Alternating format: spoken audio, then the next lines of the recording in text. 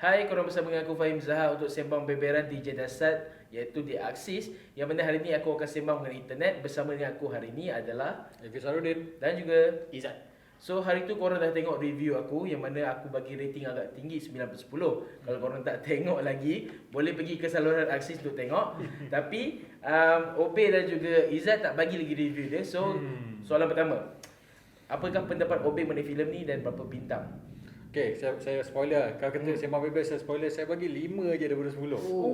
Teruknya. Terus je Kenapa? pasal sebab kita akan bincang kejap lagi, tapi Okay. pendek kata pasal bila kita cakap pasal Nolan, kita punya expectation sangat tinggi. Betul. So saya aim tinggi. Jadi bila tengok tu dan dia tak sampai dan minimum amount yang saya letakkan sebagai mahakarya seorang Nolan, so di bawah lah. Jadi pasal tu saya bagi 5. Okey. Izzat macam mana? Aku suka dengan filem Tenet ni, and aku boleh bagi skor dia 8/10 untuk hari biasa. Tapi sebab sekarang kita zaman MCO, aku bagi 10/10.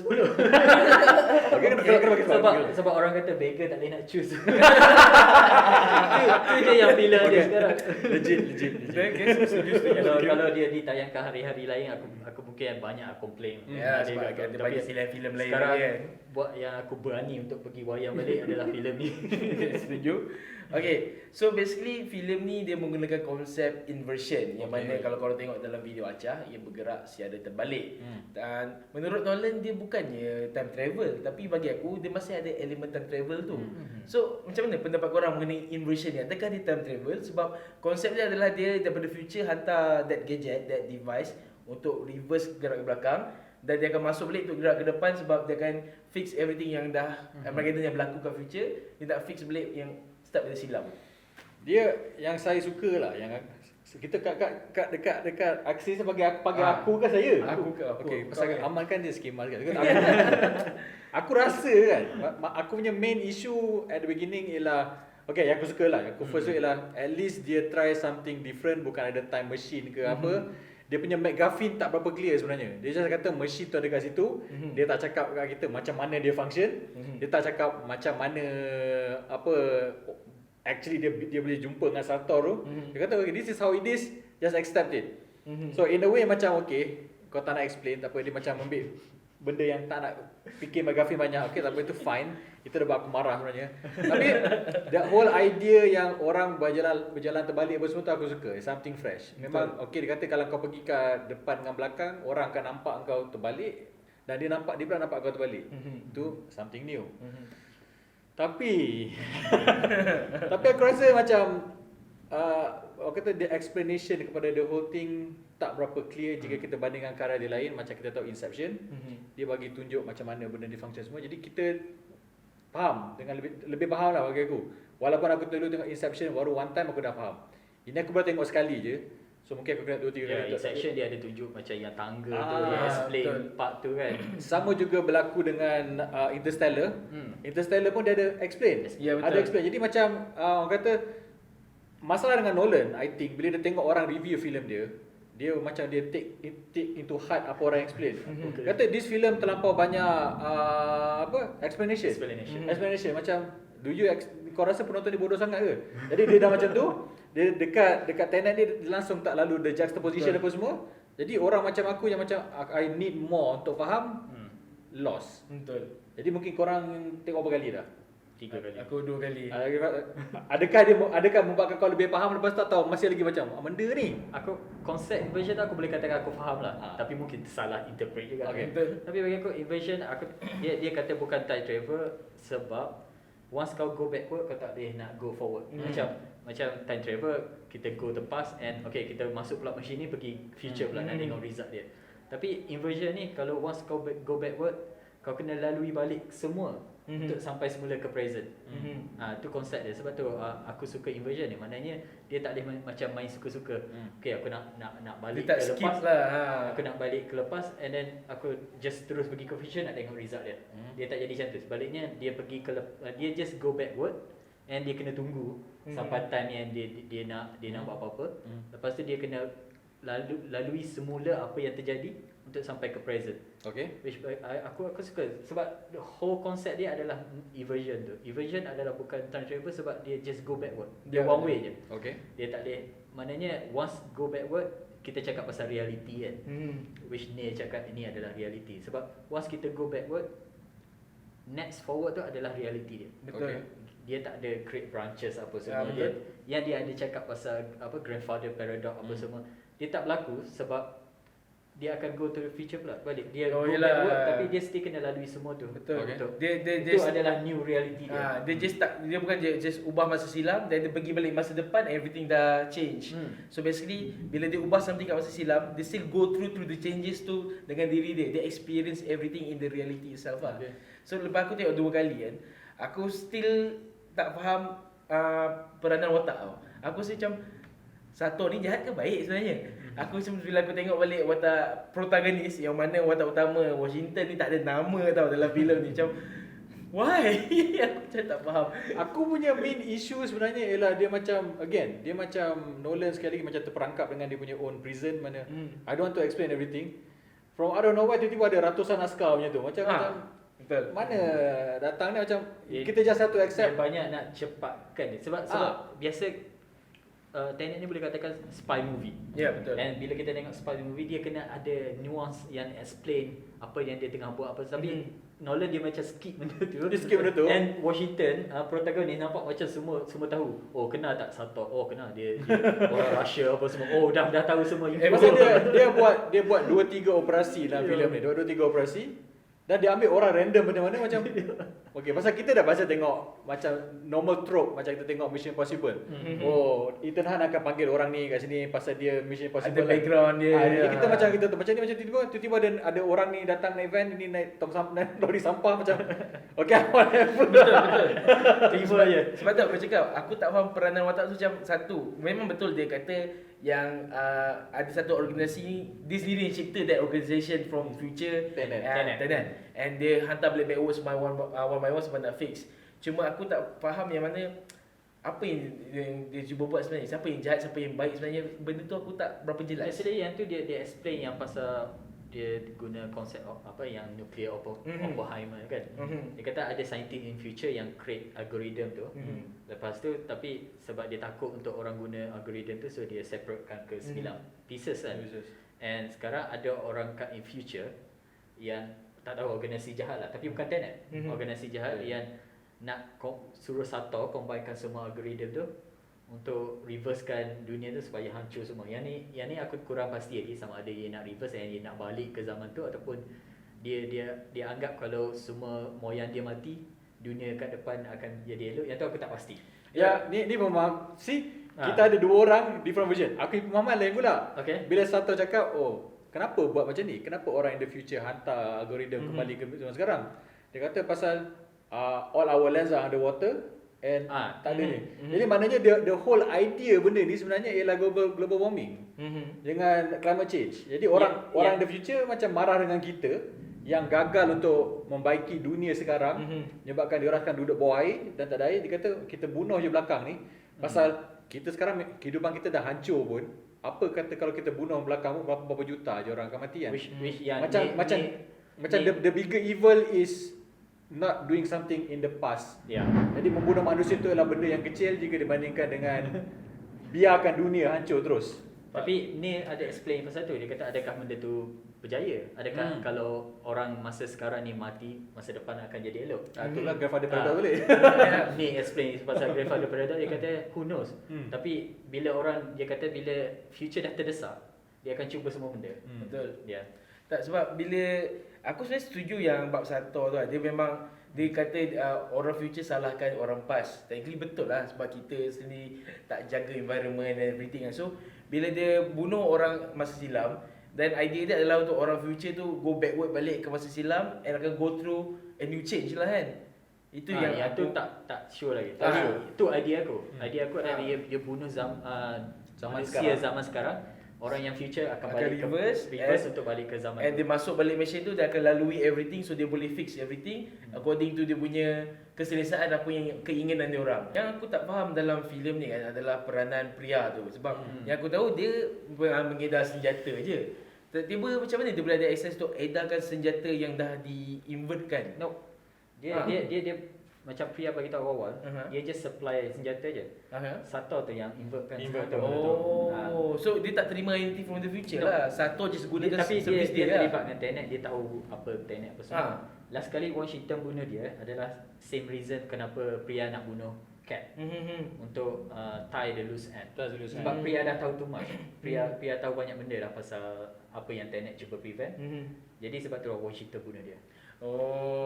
Jadi Washington, aku rasa Washington bukan bunuh dia sekadar untuk elak dia bunuh Cat apa semua, tapi memang untuk dia tie the loose end. Tu memang konsep Tenet, untuk pastikan tak ada orang tahu pasal pasal sebab algoritma. Macam askar yang last yang selamatkan algoritma yang bersama dengan Washington dengan Neil pun macam awal-awal dia nak bunuh kan Neil dengan lepas tu dia cakap, okay macam ni aku tak bunuh korang, kau bawa ni tempat mana dan kita kena bunuh diri. So, tapi aku rasa Washington yang akan bunuh. Betul. Tapi lagi satu bagi aku benda yang paling best dalam filem ni yang adalah peranan Robert Pattinson as Neil. Cool gila. Aku suka gila performance dia dalam filem ni. Buat aku rasa aku terbayang, no wonder Warner Bros pilih dia untuk jadi Batman for future film macam memang nampak gila. Dan sebenarnya watak Neil ni pun agak pelik lah. Memang betul dia datang pada future, tapi bila aku dah tengok filem ni ada 3 dia untuk dalam that moment. Ada 3 version of diri dia. Okay, kau explain pasal aku tak perasan sebenarnya. Aku tengok sekali baru. Tak, sebab kau perasan yang masa kat scene yang perang yang last kali tu. Ya. Okay, kan mula dia dah lalui invert. So dia dah bergerak secara terbalik. Then dia dah nampak that evil guy letak trap door bom tu. Dia masuk that mesin untuk hentikan orang tu. So dia dah tekan horn. Tapi sebelum dia tekan horn tu, kan Washington and the askar on the way tu dah ada kereta horn. So by that time itu kereta yang lalu, dia tengah pergi masuk mesin tu. Dah 2 version dia. Then bila dia masuk dah settle benda tu, Washington pula nampak ada orang mati kat bawah tu tadi. Tu dia 3 version diri dia. Macam aku bilang, wow, 3 orang yang sama serentak. Macam mana dia tak boleh bertembung langsung. Aku fikir that's cool. And Dia tak boleh bertembung pasal dia cakap kita jangan bertembung dengan diri sendiri. Betul, sebab tak elak parent tu. Tu satu. Kejut. Tu satu, tapi dia tak boleh bertembung sebab orang yang sama akan jadi part tu, akan jadi version tu. Betul. Jadi mustahil susah lah untuk dia. And plus Neil dia tak tunggu masa lama untuk dia kembali ke lepas kan. Dia just terus. Betul. Dia just invert, dia tak invert balik. Cuma yang aku punya persoalan time bila dia pergi pick lock yang di situ. Yang last kali kan dia kata you have to let me go. Tu dia balik semula ke tempat tu, dia invert balik untuk buka lock tu. Sebab tu dia the best lock picker. Dia tanya siapa lagi yang boleh buka pintu tu. Only you, Neil. So lepas tu Washington, sebab tu Washington tahu dia akan mati. Sebab once dia unlock pintu tu, dia akan halang peluru tu dari kena Washington. Oh yelah, sebab dia gerak in universe. So dia dah pergi ke future. I mean dia dah lalui in present, dah pergi ke depan. Then dia pergi balik situ in reverse untuk pick the lock. And dia mati kat situ sebab dia dah gerak ke reverse and dia lalui sebab everything tu akan in reverse. Ada seorang lagi dia kat situ. Sebab dia pergi balik sekali. Aku tengok 2 kali pun aku mesti pening balik. Tak. So basically macam Ijat cakap tadi lah. Plot movie ni memang sebenarnya satu filem spy biasa je sebenarnya. Cuma apa yang Nolan buat, dia teraburkan satu spy movie yang biasa dan combine ke satu konsep inversion tu. Cuma kalau dia tak letak konsep inverse tu, dia just normal heist, normal spy movie macam tu je. Cuma dia serabutkan orang dengan susun kejap berlaku sini, kejap ni, oh aku dah buat benda ni, from future dah inverse, pick the slot. Bagi aku satu spy movie biasa je. Tapi aku the way I see yang ini adalah kalau kita tahu Edgar Wright ada Cornetto trilogy. Yang ini dia punya time trilogy. Pasal kalau kita tengok dia punya Inception ialah kita perlahan masa. Masa semakin perlahan turun perlahan.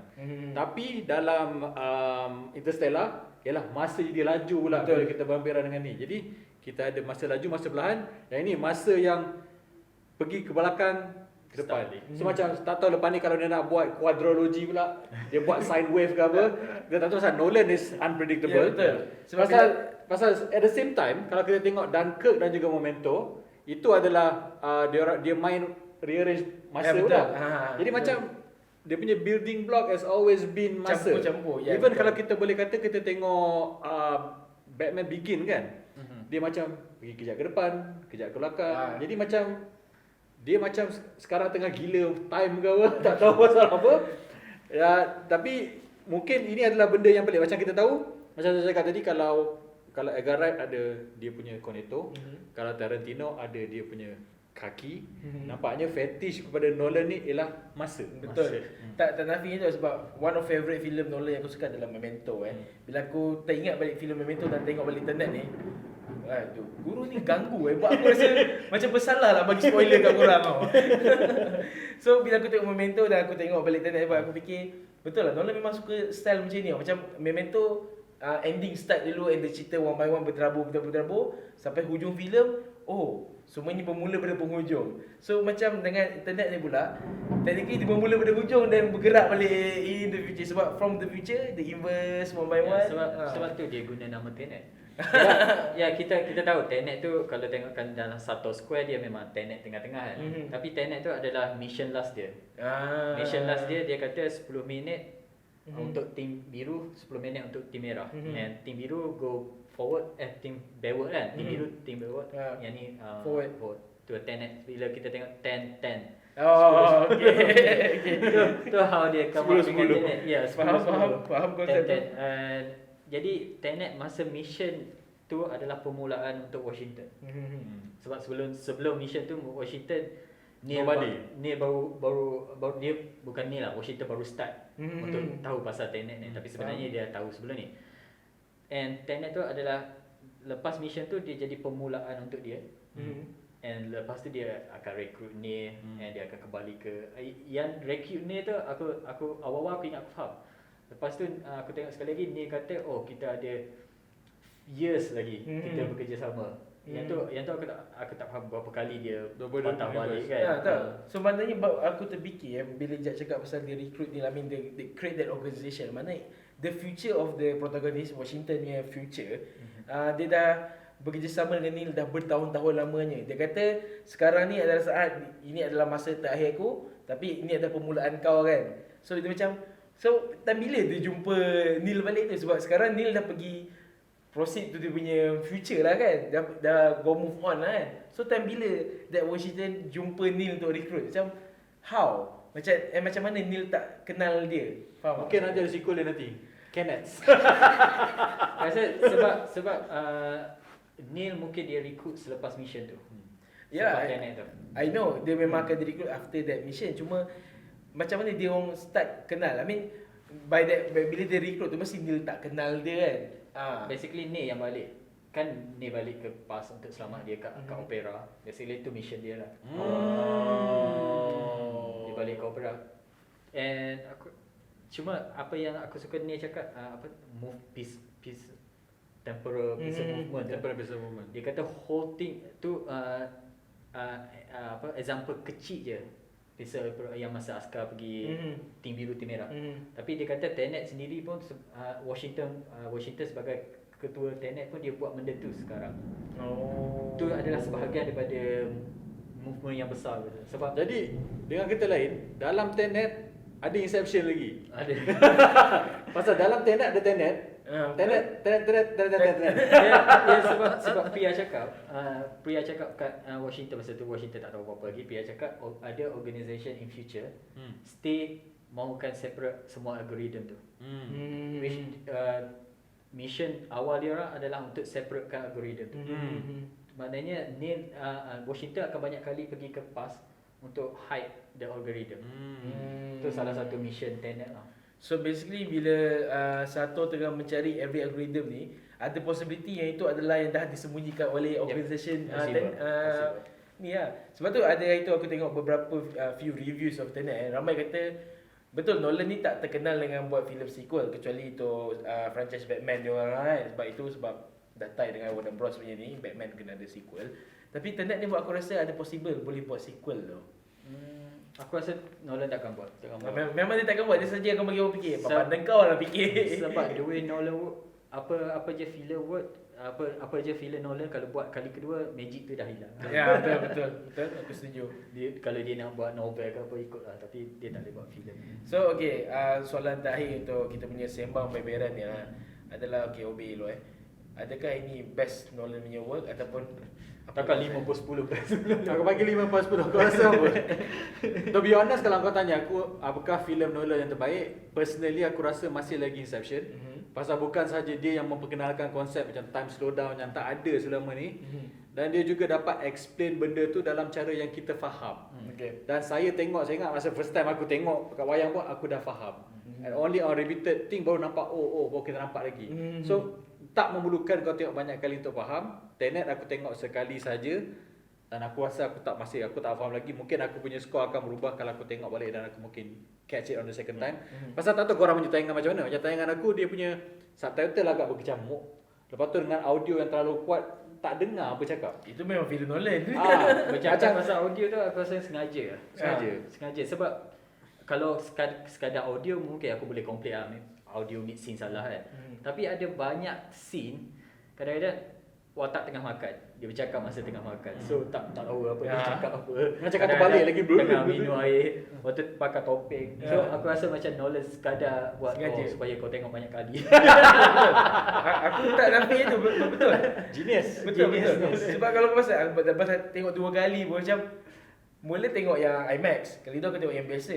Aku mula ingat kan awal sebab preview punya ni kan, so audio kuat sangat bersalah. So sekarang tahu kan. tak kenapa Nolan tak nak filem ni pergi digital. Orang boleh undur balik. Rewind balik tengok balik. Betul. So okay, Ijab macam mana pula? Kalau ikut ranking filem memang jauh macam kata Dark Knight. Dark Knight still nombor 1. So bagi kau Dark Knight nombor 1. Dark Knight nombor 1 and aku rasa Tenet ni mungkin di belakang semua 3 filem dia. Termasuk Dunkirk. Macam Dunkirk aku suka. Walaupun Dunkirk agak Dunkirk aku suka sebab dia cara lain dia bawa filem perang. Oh ya. Wow. The subversion of Lepas tu bila aku combine cerita Dunkirk tu dengan cerita aku lupa cerita pasal Churchill tu. Dunkirk Sour. Dah kesal. Bila aku combine dua tu nampak macam satu filem sequel. Pasal dia on the both side of the state kan. Kalau aku pula, aku memang suka cerita yang sepatutnya mind blown ni semua. Cuma bagi aku Tenet dia tak cukup mind blown bagi aku. Tak cukup lagi. Tak cukup lagi. Aku rasa otak aku jadi cecair. Dia mind blown dengan tak faham lain tau. Mind blown ni memang buat kau macam Tenet ni aku tengok kali kedua macam aku dah boleh faham sikit lah konsep dia. Macam cerita-cerita mind blown lah yang daripada Nolan yang paling aku suka adalah Memento. Memang aku suka gila. Aku tengok filem tu about 5 ke 6 kali. Memang banyak kali sebab aku masih tak faham lagi boleh tengok banyak kali. Sebab macam mana dia, sebab dia kan pasal orang tu hilang ingatan dan dia repeat everything again and again and again. So the second film about Nolan yang aku suka adalah Prestige. That Magician tu yang dia tak mind blown sangat tapi dia smooth cerita dan kau mesti boleh faham. Untuk Tenet ni aku bagi rating tinggi iaitu 9/10 sebab aku dah lama tak tengok filem macam ni yang dekat wayang. Yang macam cakap sebab MCO dan bila one big film dah keluar and rasa bersyukur gila filem ni ada. Nasib baik New Mutant tak tengok dulu. Tak New Mutant kan bagi 10. Tak ada option. Tak ada option. Betul. So bila tengok ni macam aku rasa, aku suka cerita ni. Sebab tu walaupun masa first time tengok aku tak faham apa, aku boleh bagi rating tinggi sebab aku rasa bersyukur ada filem yang gempak boleh keluarkan during this period. So aku rasa itu je kot kita punya sembang webinar kan. Jadi korang bersama dengan aku Fahim, Saya Fisaruddin. Saya Izzat. jumpa kita dalam video Aksis akan datang untuk segmen Jelasat. Bye.